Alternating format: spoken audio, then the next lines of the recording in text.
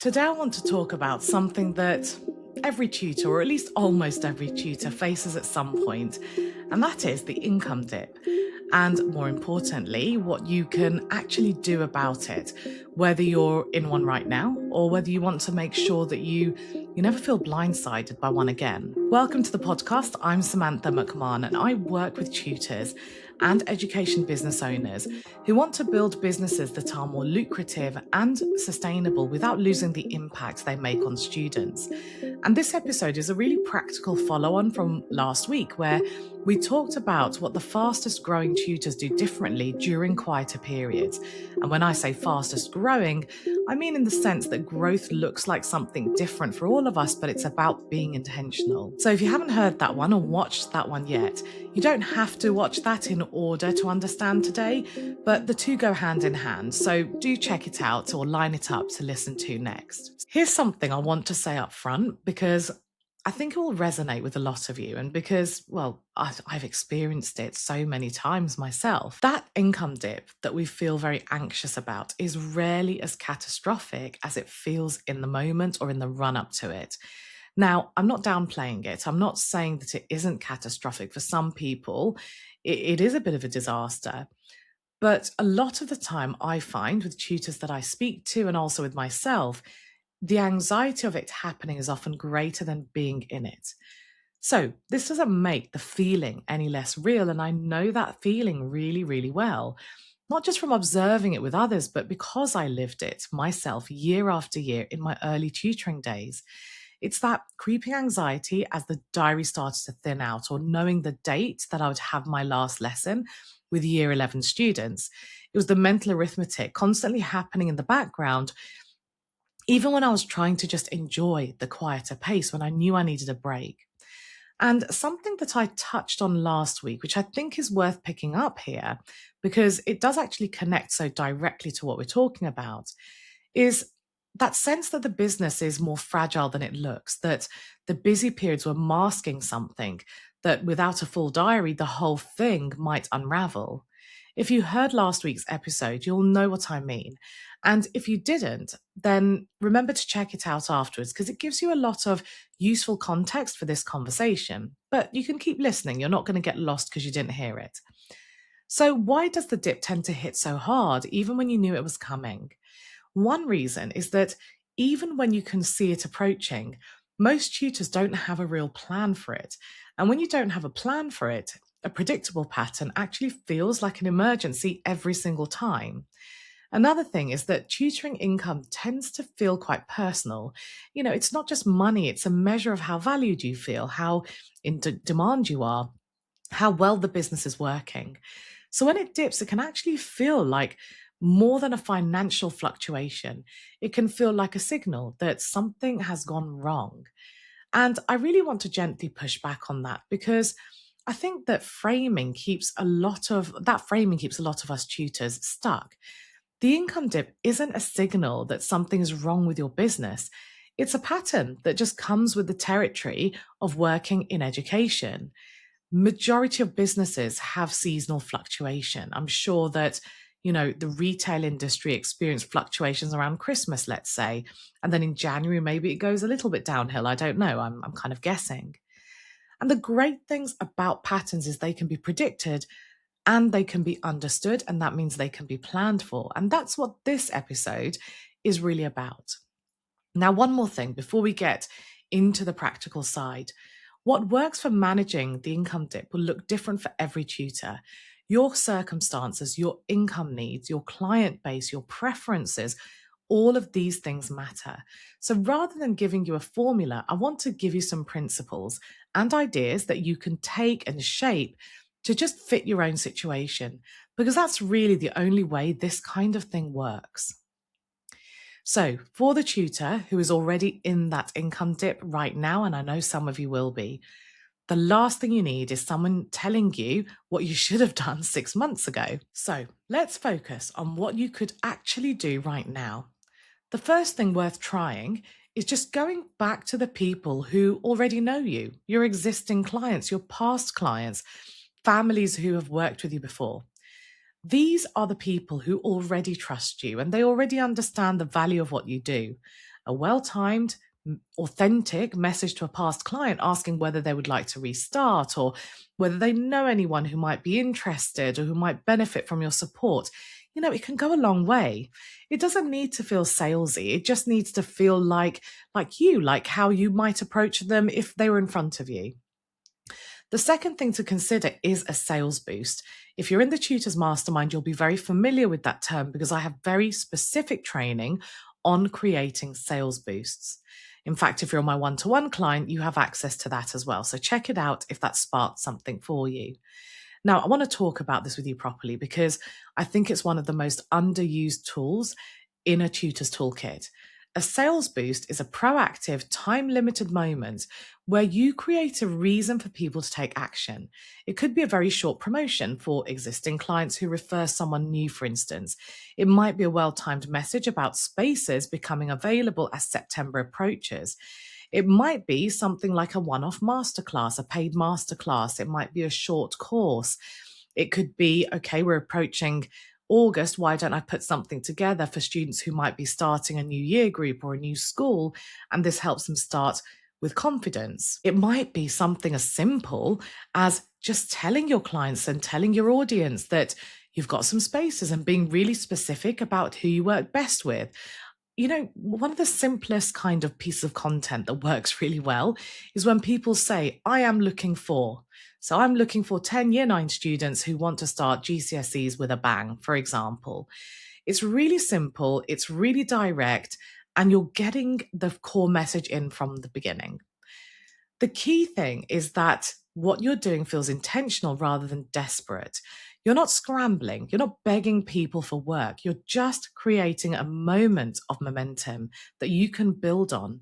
And even in the middle of a dip, that energy can make a really big difference, both to the actual results and how you feel about being in that income dip and how you feel about your business. So just to remind you, if you're one of my clients, there is very specific training on different kinds of sales boosts and how to create them in a way so they sell, how to plan them, how to time them through the year, how to make them feel natural rather than pushy. It's all in the Tutors Mastermind. So if it's something you want to explore, and you don't know where the link is, drop me an email. I'll send you the link. So the third thing, and this one's less of a tactic and it's more of a mindset check, is to resist the urge to take on anything and everything just to fill the gaps. When the diary thins out, the temptation is to kind of lower your standards, drop your rates, or say yes to inquiries that don't really fit, or to suddenly broaden your messaging. Now, sometimes that feels necessary, but it's worth being really honest with yourself about whether you're making a considered decision or whether you're reacting from a place of anxiety. Because the clients you take on in a panic are often the ones who can cause the most difficulty later because you haven't done the gatekeeping, you haven't spent time thinking about whether they're the kind of client you really want to work with in the long term. Now, for the tutor who is not in this dip right now, but you want to make sure that you're never caught off guard by one again, this part's for you. Because that's where the payoff really happens. It means you don't have to be reactive. The most useful reframe I can offer here is around how you think about your working year financially. We very naturally structure our time around the academic calendar, things like term dates, half terms, exam seasons, and so on. And it makes sense. It's the world that we're living in, and it's great for planning your diary and your workload. But our financial commitments don't follow the academic calendar. Bills arrive monthly, insurance might renew annually, some things are quarterly. Costs don't pause because it's half term.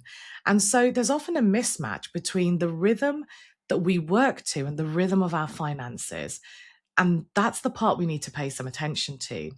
Something that really helped me was to start looking at my finances from a quarterly perspective. And I do this every quarter. I encourage all my clients to do it in the mastermind, my one-to-ones.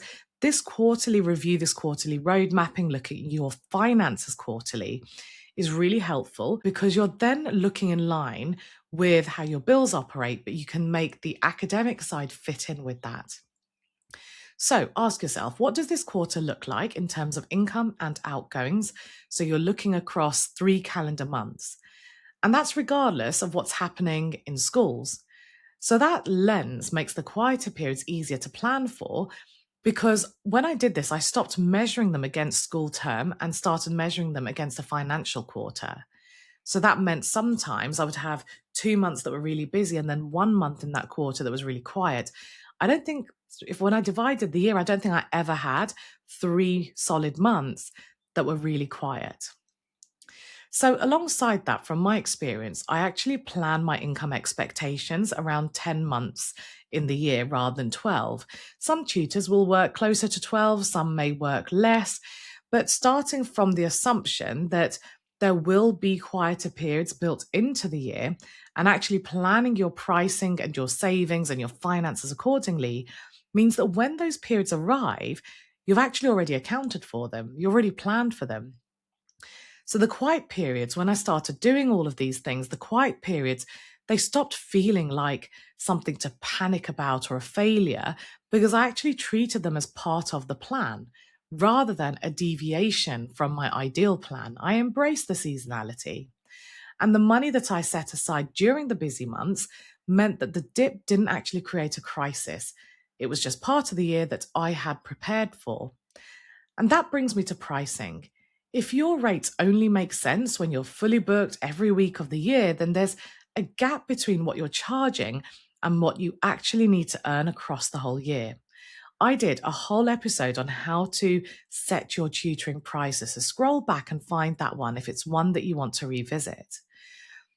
The two things are so closely connected, your pricing and then planning your income. Now, the second thing to build into your year are those planned sales boosts. So if you didn't fast forward, when I was talking about sales boosts, these are the ones that are planned this time. They're not reactive. We're not talking about the boost that you might do when you're already in a dip, but intentional ones that you're scheduling in advance. Looking at your year and then asking, when are the natural moments where you can create a bit of a push? When are those points where families are most likely to be thinking about tutoring or might be most receptive to a message or ready to take action? So, for example, let's say you teach GCSEs. You know that around November time nowadays, the mocks start for year 10s, for year 11s. So they have their mock exams and the results typically come out around January time. So that's a really good time to start talking about helping them decipher the results, turning those results into a plan. For year 11s, they actually don't have very much time now until the actual exam starting. Before that, you might do a sales boost where you do a couple of masterclasses in preparation for the mock exams, for instance. So you can see that when you look at the year and you actually take that step back, you can plan very logical sales boosts through the year. And because I'm so transactional about money, I used to set that kind of money aside and say, right, that's my buffer pot for the school holidays or for when things were naturally a bit quieter. So planning for those moments rather than waiting to see what happens is very empowering. The right timing, the right approach, the right message, all of these things can depend on your client base and your goals. So everything I've talked about so far, make sure that you're amending it to your business. I've shared some examples of what I did, but that fit the way I teach and who I teach and what I teach. So make sure you're shaping all of this to you. The principle that holds across the board is that planned momentum is always more sustainable than reactive scrambling, shall we call it. Now, the third thing, which underpins everything else, is getting really honest about what your business needs to be sustainable. Not what looks good on paper, not what other tutors are doing, but what actually works well for you, what works great for you. This year, this academic year, I released my Mondays from my tutoring schedule. I've been wanting to do that for ages. And I just took the decision I'm not going to replace my year 11s this year. Now, that was great for me. It's what I wanted. I'm teaching groups. I've grown my groups a little bit. I'm now teaching only 2 days in the week. But that might not be what you want.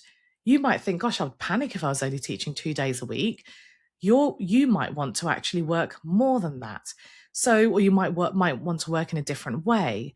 So make sure that you're really thinking about what you're working towards. What's your goal? Why does it matter to you?